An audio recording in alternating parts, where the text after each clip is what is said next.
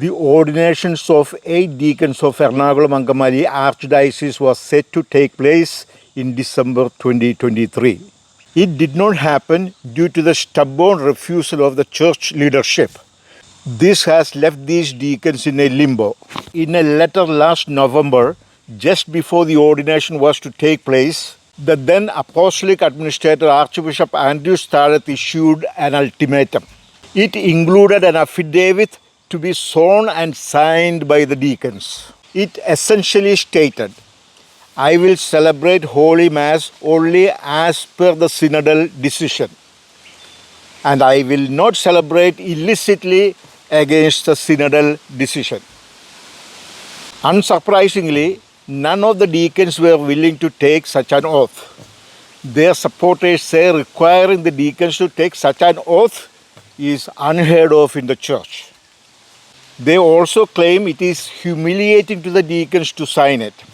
Further, they claim Martarat was overreaching his authority by requiring it. Curiously, just weeks after that, Pope Francis unceremoniously removed Martarat and also the head of the Syro-Malabar Catholic Church, Cardinal George Alangeri, from their respective positions. Of course, the parties to the liturgy dispute reached a truce in July of this year.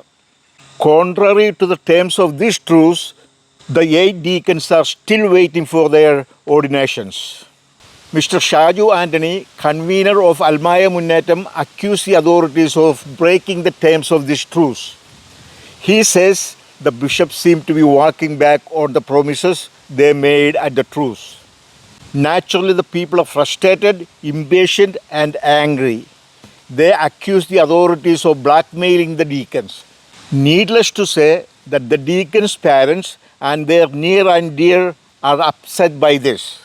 They are angry at the cavalier attitude of the church leadership in regards to this matter. Said Father Kuriakos Mundaran of the Archdiocese, "It is really a very sad and tragic situation. Some bishops are playing with the lives of these deacons, these 8 deacons. They have spent training over 12 years hoping to be priests. It is just plain and inhuman what these bishops are doing to these deacons," he said. Meanwhile, Father Jose Wailikod urged the parents of the deacons to move the courts if it becomes necessary. The deacons' present condition, plight, means that negotiations cannot be put off indefinitely. The faithful of the Archdiocese is justifiably upset. So are the priests of the Archdiocese and leaders of the laity. They are already clamoring for stronger action by the laity and priests against the authorities. They are calling for protests, rallies, demonstrations, and agitation. If more time passed without a resolution to this problem, priestly ordinations could become another flashpoint. That will set the Syro-Malabar Church on fire again.